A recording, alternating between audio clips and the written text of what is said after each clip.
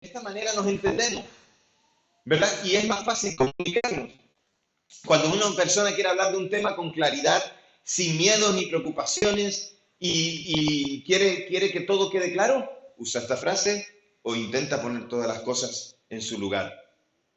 Cuando le dices a alguien, no me digas más excusas, quiero la verdad, te está diciendo que le digas las cosas tal y como son. Aunque a veces te pueda doler un poquito, pero quieres las cosas tal y como son. Somos amigos muchas veces entre nosotros y decimos, y podemos hablar las cosas claras y decir las cosas tal y como son. Y entonces no nos preocupamos. Hay que dejar las cosas claras cuando haces un contrato de trabajo. Hay que dejar las cosas claras cuando vas a estudiar una carrera universitaria. Hay que dejar las cosas claras cuando vas a alquilar un piso o cuando vas a comprar una vivienda. Hay que dejar las cosas claras cuando empiezas un noviazgo o cuando te vas a casar.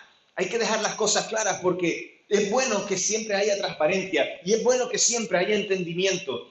No es bueno ocultar las cosas y no es bueno llevarnos a engaño o pensar, bueno, puedo hacer esto así o esto así. Y no es bueno tampoco pensar que el camino corto es siempre el mejor camino. A veces, aunque sea un poquito más distendido y aunque a veces nos cueste un poco más, las cosas claras siempre ayudan. Siempre ayudan. Cuando tienes las cosas claras en tu cabeza y sabes que en la cabeza del otro también, entonces hay acuerdo. Y entonces no va a haber problema en las cosas que emprendes. Debes tener las cosas claras en todo tiempo. Incluso te dije cosas, pero en un contrato, debes dejar las cosas claras en un testamento. Los que tenéis testamento, tenéis algo que dejar. Yo no sé qué voy a dejar. Deudas. De vez en cuando hablo con mi esposa y le digo, mira, yo lo que debemos nosotros es esto y esto y esto y esto. Tenlo en cuenta por si me pasa algo. Esto se paga con el seguro que tiene el banco, esto no, esto tienes que... Entonces digo, él dice, vamos, que va, te dejo en la ruina, te dejo en la ruina. El caso es que deja siempre todas las cosas claras. Y en los documentos siempre las cosas claras, aunque siempre es difícil reflejarlo todo con total claridad. Pero yo quiero compartiros algo referente a lo que hemos estado hablando las últimas semanas, acerca de entender las cosas de Dios, de que no hace falta palabrerío para entender. Dios es claro en lo que nos da a conocer. Yo quiero que nosotros tengamos claro también que es necesario vivir una vida espiritual conforme a ese día en que nosotros dijimos, Señor, sé mi Señor y Salvador. Y que no podemos estar jugueteando o jugando con cosas que no son de Él o que no provienen de Él.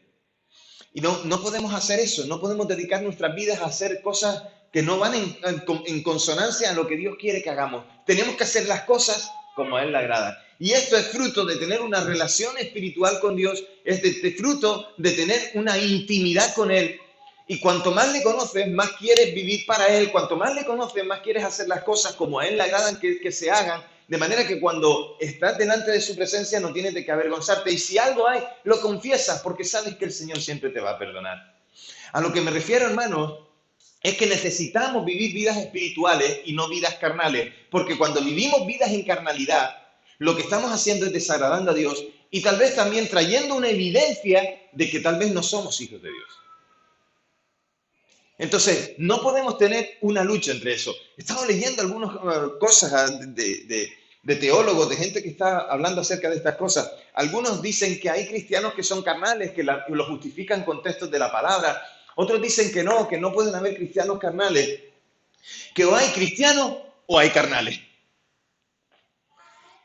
Y eso no nos excusa a nosotros para que nosotros digamos, no, es que nosotros no pecamos los cristianos. No, sí pecamos. Pero por otro lado también podemos decir, no, es que yo un día recibí a Cristo como Señor y Salvador.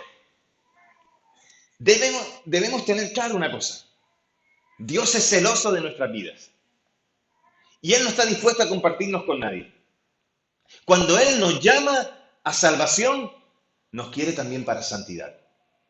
Por lo tanto, no quiere creyentes carnales.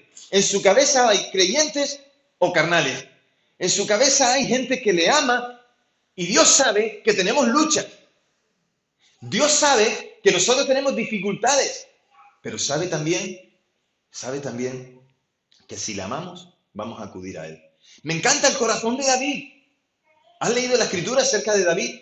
Me encanta el corazón de David porque David era un hombre pecador. Si tú lees las escrituras, dice, hay un versículo que siempre cuando hablamos de David lo mencionamos. Dice que David tenía un corazón conforme al de Dios. Claro, oh, qué guay. Uy, pero si tú miras la vida de David, adúltero, mentiroso, asesino. Pero hay pasajes en los que puedes ver a David arrepintiéndose, en los salmos, confesando su pecado y diciendo cosas como: cuando pecaba en mi interior, cuando te ocultaba mi pecado en mi interior, mis huesos se envejecían, pero cuando los confesé, mis huesos se liberaban y se rejuvenecían. Muchas veces podemos decir al Señor: Señor, sé que soy pecador y tú lo sabes, pero también sabes que te amo. Y que te amo con todo mi corazón. Y eso no me va a hacer dejar de pecar, pero tengo cada día que venir delante del Señor y confesarlo. Hay un pasaje en la Biblia que quiero que veamos. Está en Romanos capítulo... No, ponme la cita primero, gracias. Romanos capítulo 8, versículos del 5 al 11, por favor. Búscalo en tu Biblia, sea papel o sea un dispositivo electrónico. Búscalo en tu Biblia, aunque yo también lo pongo ahí, pero si quieres puedes subrayar. El dispositivo electrónico también se puede subrayar. No le vayas a pasar el rotulador a la pantalla, simplemente hay una función que puedes subrayar. No, porque de todo hay. ¿Y cuál dice? Abra su Biblia o encienda su Biblia. Y cogió uno y le prendió fuego a la Biblia de papel. No, tengamos cuidado. No estáis aquí, ¿eh? Me preocupa eso, a ver si lo que voy a estar transmitiendo no va a estar llegando. Espero que sí. Vamos a leer el versículo 5 al 8. ¿Qué dice?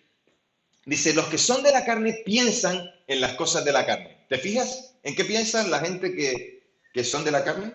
En las cosas de la carne. Por lo tanto, en pecado. ¿Te acuerdas aquella lista de Gálatas capítulo 5, versículos 19 al 21, que habla del fruto de la carne y habla del fruto, perdón, del 5 al 19 al 21 es el fruto del Espíritu? Los anteriores son sobre el fruto de la carne. ¿Te acuerdas de algunos de ellos? ¿Sí? Manténlos en tu mente. Dice: pero los que son del Espíritu, en las cosas del Espíritu.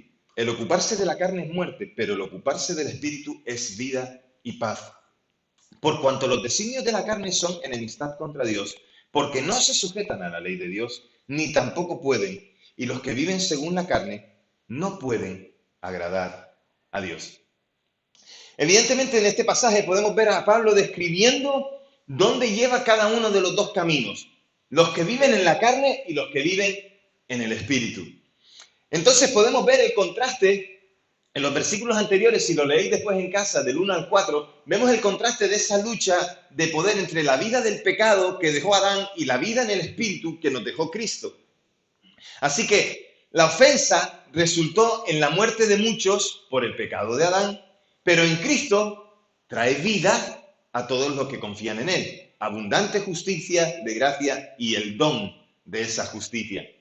Pero ahora, contrastando la mente con la intención de la carne, que la carne es igual a muerte, los deseos de la carne llevan a muerte. Los deseos de la carne llevan a muerte, llevan a pecado, llevan a separación de Dios, pero la mente con la intención del Espíritu nos lleva a vida y paz. Pon los dos primeros versículos, el 5 y el 6. Nos lleva a vida y paz. Versículos son claros. Leerlos solamente ya nos deja ver la intención de Pablo en lo que nos quiere transmitir. Perdonad un momento. Había una señora en el asiento de atrás donde yo iba viajando en el autobús, que fue todo el viaje tosiendo y yo creo que me lo pasó todo. Esta noche dormiré en el sillón, ¿verdad? Ok.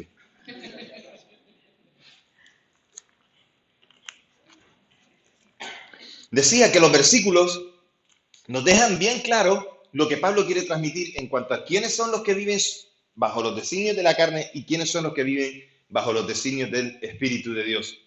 Porque la referencia ahí a espíritu no es un espíritu que tengamos nosotros, sino se refiere a lo que el Espíritu de Dios hace en nosotros. Es el Espíritu de Dios mismo en nosotros. Pablo habla de dos tipos de personas que tienen lealtades totalmente diferentes, que viven dos clases diferentes de vida y que están contrapuestas, que son distintas. No van al mismo lugar, van a direcciones diferentes. Y no se enfoca en un determinado comportamiento, como en otros pasajes, como este que te mencioné de Gálatas, que menciona pecados específicos o situaciones específicas, sino que habla en general.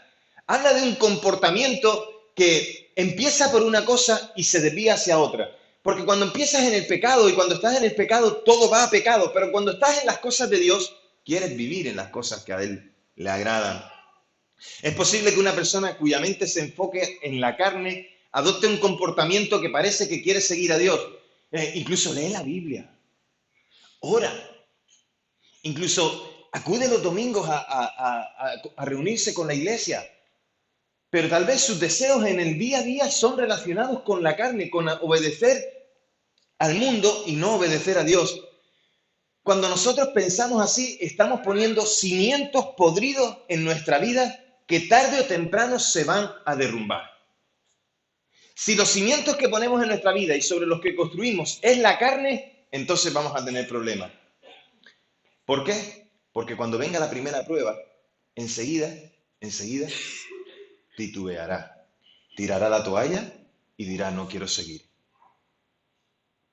He conocido muchos creyentes de muchos tipos y sí te voy a decir una cosa. Aún a pesar de las circunstancias, me encanta ver a aquellos que pase lo que pase por encima de ellos, hasta un tren, siguen buscando al Señor y perseverando en Él. No son hombres y mujeres perfectos, para nada, pero muestran cada día que aman al Señor. Me encanta ver eso, porque sus cimientos no son cimientos podridos, sino que sus cimientos son cimientos de fundamento donde Cristo está presente y donde Él es la roca. Así que tener la intención de la carne, de la que nos hablan esos versículos, es pensar y actuar como si la vida girara en torno a un lavabo. Piensa en un lavabo, ¿sí? ¿Estás pensando en un lavabo? ¿Qué haces en el lavabo? Te lavas las manos. ¿Qué haces en un lavabo? Te lavas los dientes, te peinas, te afeitas, ¿verdad? En un lavabo también incluso puedes lavar una pieza pequeña de ropa, ¿verdad? Pero cuando tú haces eso en el lavabo, el agua siempre va a parar al mismo lugar. Vivir con los cimientos podridos de la carne es como si tu vida estuviera siempre al borde de ese pequeño, ¿cómo se llama el orificio ese? ¿Algún fontanero, por favor? Sumidero. Vale, es la palabra que se me ocurría, digo, por si acaso. Es como si tu vida siempre girara. ¿Has visto cuando el agua va corriendo por ahí? ¿Sabes lo que forma un remolino? ¿Sí? ¿No? ¿No te has fijado?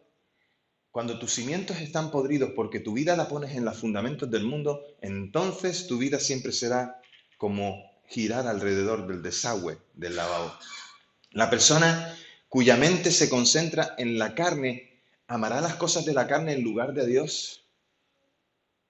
Pero Jesús nos dijo que ninguno puede servir a dos señores porque o aborrecerá al uno y menospreciará al otro, y amará al otro, o se llegará al uno y menospreciará al otro.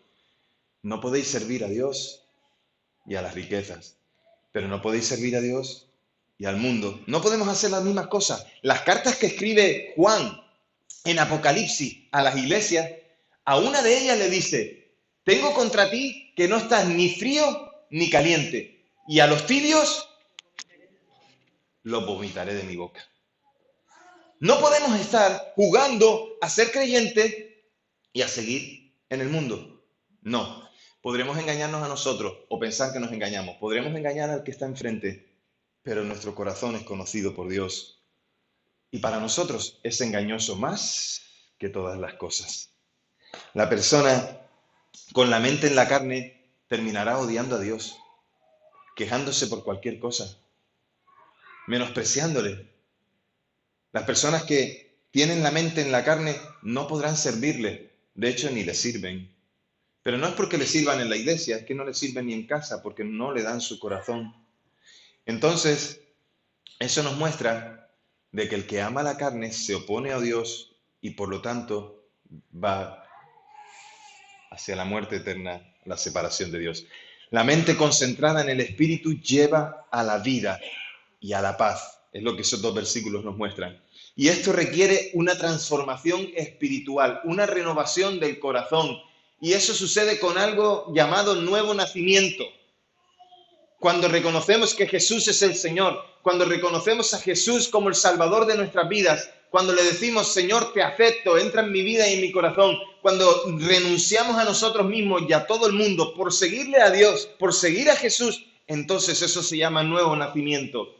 Se llama ponerme bajo su cobertura y dejar de estar bajo la cobertura que antes estaba.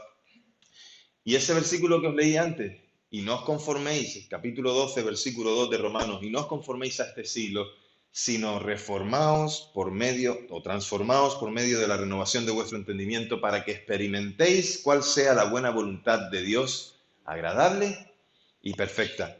La transformación de un hijo de Dios no es fácil, es intensa. No es fácil. No somos transformados de un día a otro, sino que cada día el Señor nos va transformando un poquito más. Y esto es imposible sin su gracia. Aún así, la muerte y la resurrección de Cristo hacen tal transformación accesible y nosotros entonces somos libres de poder pedir al Señor que nos transforme. ¿Por qué? Porque Él hizo el sacrificio, que nos concede a nosotros un nuevo nacimiento necesario para todos nosotros. Juan capítulo 3, versículo 3. Y en los siguientes versículos, del 7 al 8, la intención de la carne es contraria totalmente a Dios. Dice que los designios de la carne son enemistad contra Dios. Si estás viviendo en la carne, estás peleado con Dios. Por eso digo que ya no hay creyentes carnales. Hay creyentes o carnales. Me posiciono. Porque si eres carnal, estás enemistado con Dios. Y un hijo de Dios no está enemistado con Dios. ¿Por qué? Porque ha sido reconciliado por la sangre de Jesús. Si soy reconciliado, soy hijo. Por lo tanto, soy discípulo de Cristo. Y ya no tengo que ver con la carne. Por lo menos no me domina como antes me dominaba. Así que la intención de la carne comprende que Dios la llama para abandonar las cosas de la carne, para reconocer su dependencia de Dios. Los que viven según la carne no pueden agradar a Dios. Si vives en la carne, estás desagradándole. Fíjate todas esas cosas que nos dice, que el que ama las cosas de la carne, entonces aborrece a Dios, pero puede abandonarlas, se rebela contra Dios y por eso aborrece tener que someterse a la voluntad de Dios. Cuando hablamos del amor a la carne, estamos hablando de que no me interesa lo que Dios me ofrece. Entonces, amar la carne significa pensar que soy el dueño de mi propio barco. Y lo que necesitamos es decirle al Señor, Señor, sé tú el capitán de este barco llamado vida, lo que soy. La persona que está en la carne no puede agradar a Dios. Te dije antes, está en contra de Él. Y ama las cosas del mundo antes que al Señor. Fácil, una balanza. ¿Qué quiero? ¿Esto del mundo o esto que me ofrece el Señor? La elección dice dónde estoy. La elección dice, pero no solamente la elección de un momento, sino la elección constante, repetida, insistente, ¿verdad? Atrayente. Prácticamente no hay que ni decidir, no hay ni que mirar para el otro lado, porque enseguida me iré tras esto. Mientras los que están en la carne no pueden complacer a Dios, los que están en el Espíritu sí que pueden. El versículo nos lo deja claro. Y los otros 3 versículos, del 9 al 11, dice, pero vosotros no vivís según la carne, sino según el Espíritu, si es que el Espíritu de Dios está en vosotros. Para vivir en el Espíritu, tienes que tener al Espíritu de Dios en ti. Te explicaba antes, tienes que recibir a Jesús como tu Señor y Salvador. Y si alguno no tiene el Espíritu de Cristo, no es de Él. Pero si Cristo está en vosotros, el cuerpo en verdad está muerto a causa del pecado, pero el Espíritu vive a causa de la justicia. Y si el Espíritu de aquel que levantó de los muertos a Jesús está en vosotros, el que levantó de los muertos a Cristo Jesús vivificará también vuestros cuerpos mortales por su Espíritu que está en vosotros. Estos versículos nos muestran el mismo poder efectivo de Dios en Pablo y en sus lectores. Pablo también lucha con esto. Pablo también luchó con esto. Antes Dios moraba entre su gente en el tabernáculo, en el templo. Dios cuando quería visitar a su pueblo venía al encuentro del pueblo, ¿dónde? En el tabernáculo. Pero ahora nosotros somos el templo del Espíritu de Dios. Él ha venido a vivir en nosotros, nos podemos relacionar con Él. Entonces, sabiendo estas cosas y sabiendo Pablo que estos hermanos de Roma estaban luchando contra todas estas cosas, Pablo se identifica con ellos y les asegura que los que están en el Espíritu, si es que el Espíritu de Dios mora en ellos, pueden estar tranquilos, porque son personas espirituales. Pablo no quiere decir que son inmunes a la tentación, porque claro, uno puede pensar, que yo soy un hijo de Dios, yo no voy a pecar, yo soy un santo, santo varón, yo no, entonces no voy a tener más complicaciones, no me voy a tropezar más. No, no, si piensas así estás equivocado, vas a caer. La Biblia dice que el que piense que esté fuerte, que mire que no caiga. ¿El que qué? El que piense. Tú te estabas seguro de que estabas tan fuerte que no ibas entonces a hacer, no ibas a caer, caíste, porque pensaste que estaba fuerte, pero no estaba fuerte. Tenemos que tener seguridad en el Señor. Debemos reconocer que con nuestra mente servimos a Dios, pero que con la carne estamos sujetos a la ley del pecado. Por eso el Señor siempre nos demanda estar alerta, siempre nos demanda estar vigilante, a no confiarnos, a no pensar que ya está todo logrado, sino que todavía hay muchas cosas que caminar con Él. Pablo utiliza aquí el verbo en plural, incluyéndolos a ellos, diciendo vosotros. En el versículo 9, por favor, Tiago, vosotros que no vivís según la carne, al hablar de los que no están en la carne, pero que si ahora, dice, utiliza que si alguno no tiene el Espíritu de Cristo, no es de Él. Se refiere a los que no le tienen. No le tienen. Aunque Pablo haya asegurado a estos cristianos que el Espíritu de Dios mora en ellos, también debe reconocer otra realidad. El pecado hace que el cuerpo esté sujeto a eso. Muchas veces hemos pensado, entonces, ¿qué va a pasar con los creyentes cuando muramos? Pues vamos a pudrirnos igual que se pudre cualquier otro cuerpo. La bendición que tenemos, versículos 10 y 11, es que en Cristo vamos a tener la esperanza de la resurrección. Y esto es maravilloso. Me encanta saber que con este cuerpo no voy a entrar allí dentro. Y es una pena, porque yo, de aquella manera, ¿no? ¿No? Yo no tengo abuela. Yo cuando nací, mis abuelas, siempre cuento la misma historia, pero me encanta. Que yo cuando nací, mis abuelas ya habían fallecido, así que, ¿sabes este dicho de no tiene abuela, se echa piropos el mismo? Ese soy yo.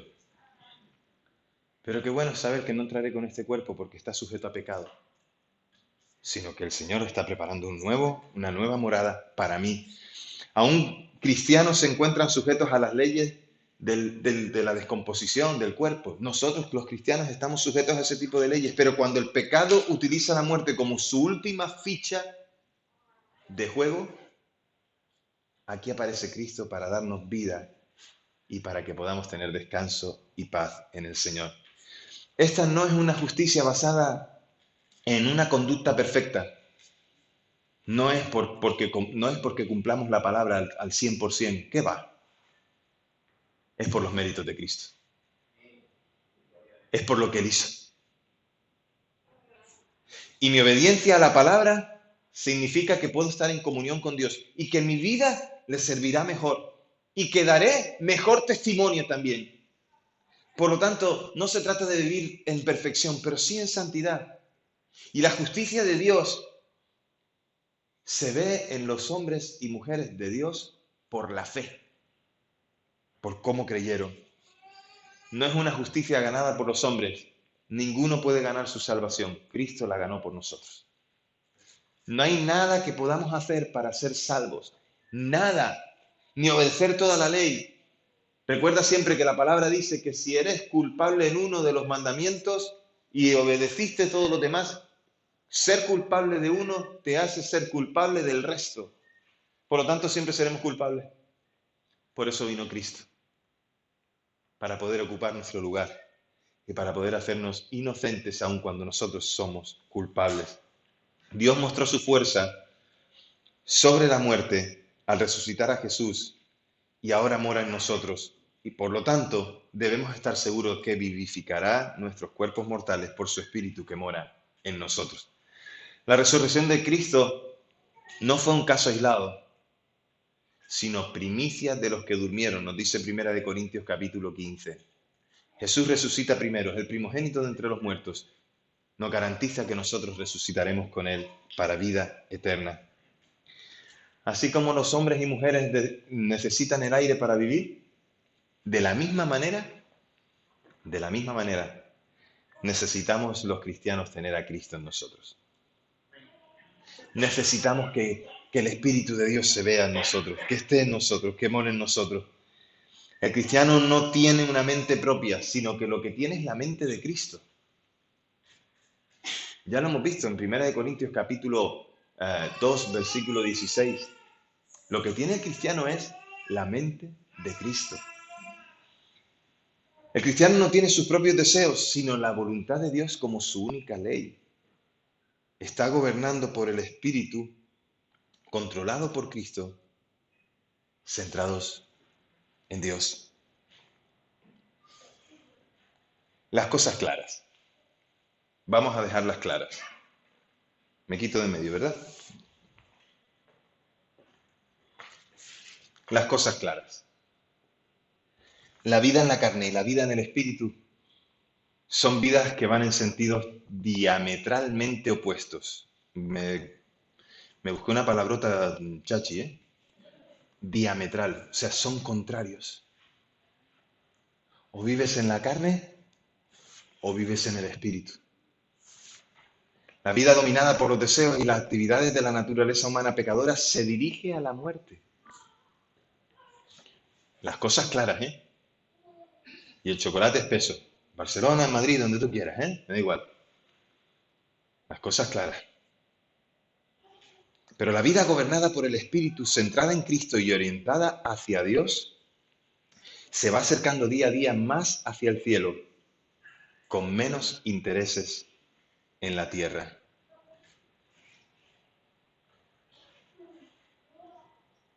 Permitir las cosas del mundo en nuestras vidas nos convierten en enemigos de Dios. Pero hacer la voluntad de Dios, estar cercanos a Él y que Él viva en nosotros, nos hace amigos suyos. Y Jesús vino a hacernos sus amigos. Me gustaría que hoy tuvieras claro si eres amigo o enemigo. Me gustaría que no te llevaras a engaño y que pensaras, sí que soy. Pero me gustaría que hoy en tu vida, en tu propia vida, tú pudieras hacer un análisis y un balance y pudieras decir, Señor, si la carne me atrae, soy carnal. Si las cosas que me ofrece el mundo y el pecado y todas esas cosas me atraen y me voy tras ellas y las practico, entonces soy carnal. Pero Señor, si trato de aún en mis debilidades y aunque a veces soy atraído por esas cosas, si renuncio a ellas y voy tras de ti, soy espiritual.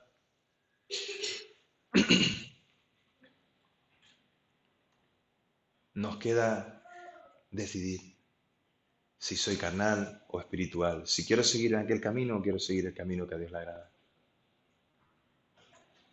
Tómate un tiempo ahí para orar ahora, por favor. Y pregúntale a tu Señor y Dios, Señor, ¿en qué me puedo dar cuenta de que soy una persona que está enemistada contigo o que soy carnal? ¿En qué puedo darme cuenta de que soy una persona espiritual?